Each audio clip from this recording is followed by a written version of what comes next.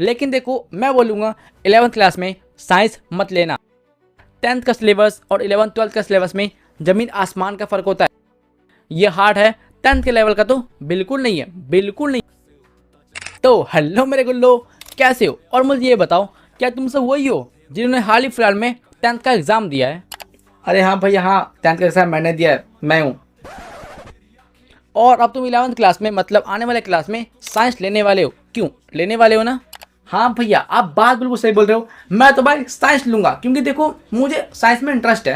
अच्छा समझ गया। लेकिन देखो मैं बोलूँगा 11th क्लास में साइंस मत लेना। हाँ मत लेना। अबे वो पागल है क्या भाई? मैं 10th का टॉपर हूँ, मैं लेने वाला हूँ साइंस। अगर तेरी हिम्मत है तो रोक के दिखा। अबे मैं बता रहा हूँ, साइंस मत लेना प्लीज। क्या पागल हो गया क्या भाई? अबे मैं टॉपर हूँ 10th का भाई, मैं लेने वाला हूँ साइंस, मैं लूंगा। अच्छा टॉपर हो 10th क्लास में, बढ़िया। तो देखो आज की वीडियो में मैं तुम्हें बताने वाला हूँ तुम्हें 11th क्लास में साइंस क्यों नहीं लेना चाहिए।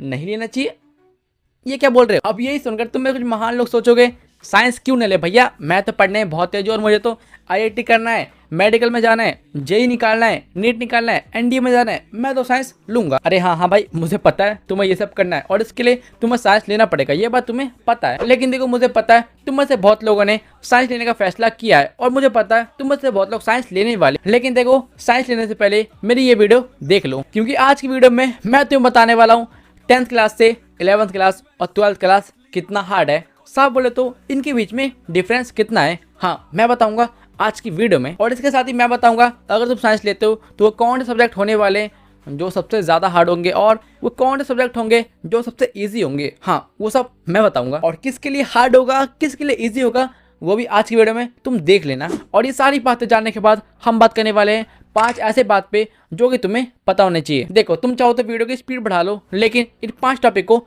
मिस मत करना प्लीज। तो चलो वीडियो स्टार्ट करते हैं, लेकिन उससे पहले एक लाइक कर दो और अगर नए स्टूडेंट हो तो भाई सब्सक्राइब कर दो। वो सब्सक्राइब का बटन फ्री होता है तो कर दो, क्या जाता है। तो आ जाओ सबसे पहले बात करते हैं 11th क्लास और 12th क्लास 10th से कितना अलग है। साफ साफ बोले तो इनके बीच में कितना डिफरेंस है। देखो मुझे पता है तुम लोगों ने कहीं ना कहीं सुना होगा कि भाई 10th का सिलेबस और 11th 12th का सिलेबस में जमीन आसमान का फर्क होता है। हाँ ये बात सही है। और तुमने ये भी सुना होगा कि भाई 11th का सिलेबस और 12th का सिलेबस बहुत ज़्यादा हार्ड होता है। क्यों? सुना है ना? हाँ मुझे पता है। और ये सुनने के बाद तुम में से बहुत लोग सोचोगे कि भैया क्या ये सच है, क्या 11th 12th का सिलेबस इतना हार्ड होता है कि 10th के स्टूडेंट से नहीं होगा? तो देखो तुम्हें पता होगा मैंने हाल ही फिलहाल में साइंस से 12th का एग्जाम दिया है, ये बात तुम्हें पता है। इसलिए मुझे ऐसा लगता है हाँ 11th और 12th 10th से बहुत ज़्यादा हार्ड होता है और ये बात रियलिटी है। लेकिन क्या इतना हार्ड होता है कि बच्चे से हो ही नहीं पाएगा? तो देखो ऐसा बात नहीं है। देखो मैं खुद बैक बेंचर हूँ और मुझे ऐसा लगता है एज ए बैक बेंचर मुझे एग्जाम में पास होने के लिए जितना पढ़ना चाहिए या जितनी नॉलेज लेनी चाहिए मैंने 11th और 12th से ले लिए, हाँ उतना ले लिया है। और देखो ये क्लास यानी कि 11th और 12th अगर सच में हार्ड होता तो आजकल जो बच्चे नीट निकाल रहे हैं, जेई निकाल रहे हैं, उनसे भी नहीं हो पाता। तो देखो मैं इसे बहुत हार्ड तो नहीं बोलूँगा, बहुत ज़्यादा हार्ड तो नहीं बोलूँगा, लेकिन हाँ ये हार्ड है। 10th के लेवल का तो बिल्कुल नहीं है, बिल्कुल नहीं है। जमीन आसमान का फर्क बिल्कुल है। अगर तुम्हें एग्जांपल चाहिए तो चलो एग्जांपल देता हूँ। 10th की पूरी साइंस जिसमें आते हैं 3 सब्जेक्ट, कौन कौन से? Physics, chemistry, bio. और इन तीनों को मिला के कितने चैप्टर हैं?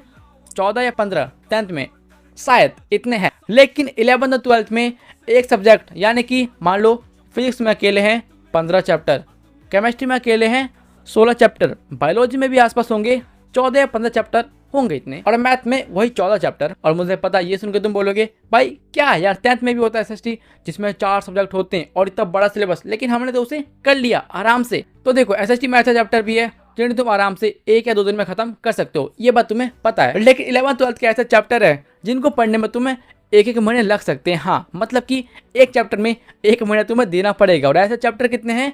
15, 16। और मैं तुम्हें कमाल की बात बताऊं, 12th के जितने भी स्टूडेंट है ऑल ओवर इंडिया, हाँ इंडिया की बात कर रहा हूँ, उसमें से सिर्फ 25% स्टूडेंट मतलब कि 25% स्टूडेंट ऐसे होते हैं जिनका सिलेबस कंप्लीट होता है 12th का। मतलब कि 75% ऐसे स्टूडेंट होते हैं जिनका सिलेबस कंप्लीट हो ही नहीं पाता है। इसे तुम समझ लो कि भाई 12th का सिलेबस और 11th का सिलेबस कितना ज़्यादा बड़ा है। इसलिए देखो अगर तुम साइंस ले रहे हो तो ये तो मत सोचना भाई कि एग्जाम से 1 महीने पहले पढ़ना बैठेंगे और ख़त्म, ना ना ना, वो सब 10th तक की था भाई, अभी वो नहीं होने वाला है, बिल्कुल नहीं होने वाला। इसलिए अगर साइंस ले रहे हो तो इन बात का ध्यान रखना प्लीज़। तो चलो अब हम बात करते हैं कौन से सब्जेक्ट होने वाले हैं जो कि तुम्हें बहुत ज़्यादा दिक्कत देंगे, तुम्हें बहुत ज़्यादा कष्ट देंगे 11th क्लास में। देखो मैं तुम्हें बताऊं, अगर तुम्हें 10th क्लास में मैथ अच्छी लगती थी या साफ बोले तो तुम्हें मैथ इजी लगता था, तो हाँ 11th क्लास में या 12th क्लास में मैथ तुम्हें ज़्यादा परेशान नहीं करेगा, एक्सेप्ट एक दो चैप्टर लाइक कैलकुलस और वेक्टर वो सब छोड़ो। हाँ लेकिन मैथ तुमसे हो जाएगा अगर तुम्हें 10th में मैथ ईजी लगती थी या मैथ तुमसे बनता था तब। लेकिन अगर तुम्हें 10th की मैथ हार्ड लगती थी तो भाई देखो साइंस में मैथ तो मत लेना, सबसे बढ़िया बायो ले लेना, वो तुम्हारे लिए अच्छा होगा। लेकिन हाँ सिर्फ दो सब्जेक्ट तुम्हें दिल पे कष्ट दे सकते हैं बहुत गंदा वाला, और वो सब्जेक्ट है फिजिक्स और केमिस्ट्री।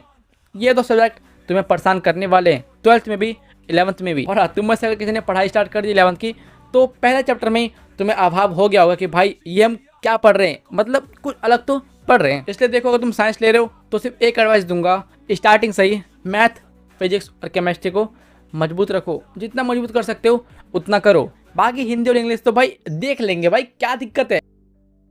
तो चलो अब मैं तुम्हें बताता हूँ ऐसे 5 पॉइंट जिसे सुनना तुम्हारे इंपॉर्टेंट है, इसलिए प्लीज इसे स्किप मत करना। पॉइंट नंबर 1, प्रोक्रास्टिनेशन मत करना प्लीज। प्रोक्रास्टिनेशन मतलब काम टालने की आदत। अगर तुम्हारे अंदर काम टालने की आदत है तो उसे अभी निकाल के फेंक दो, लात मार के बाहर निकालो। क्योंकि देखो जैसा कि मैंने बोला इनका सिलेबस बहुत बड़ा है, समुद्र जैसा विशाल है। इसलिए अगर तुम्हारे अंदर काम टालने की आदत है, मतलब अगर तुम सोचोगे कि भाई ये लाइव क्लास कल करेंगे परसों करेंगे क्या दिक्कत है, तो देखो तुम्हें गंदा वाला बैकलॉग्स लगने वाला है, बहुत गंदा वाला, जिसे तुम रिकवर नहीं कर पाओगे। इसलिए प्लीज़ अगर तुम्हारे अंदर काम टालने की आदत है तो उसे बाहर निकालो या साइंस मत लो, बस बात खत्म। पॉइंट नंबर 2, डेरिवेशंस की आदत डालो। डेरिवेशंस मतलब वही प्रूफ करने वाले क्वेश्चन, हाँ स्पेशली फिजिक्स में। हाँ अगर मैं तुम्हें एग्जांपल दूँ ना तो देखो 11th 12th के फिजिक्स में एक चैप्टर में कम से कम मिनिमम 20 डेरिवेशन, मैक्सिमम 50 या 60 डेरिवेशन होते हैं एक चैप्टर में। और ऐसे कितने चैप्टर से 15 चैप्टर। और अब देखो कुछ डेरिवेशन छोटे होते हैं लेकिन उनमें से कुछ ऐसे डेरिवेशन भी है जो कि होता है 4 पेज में, 5 पेज में, 6 पेज में होता है। और एक कमाल की बात बताऊं, वो डेरिवेशन एग्जाम में आते भी है 5 नंबर में। और हाँ मुझे पता है ये सुनकर शौक हो चुका है, क्योंकि जहाँ तक मुझे याद है 10th क्लास में पूरे 10th के साइंस में सिर्फ 2 डेरिवेशन थे, है ना, शायद वो भी लेंस वाले चैप्टर में।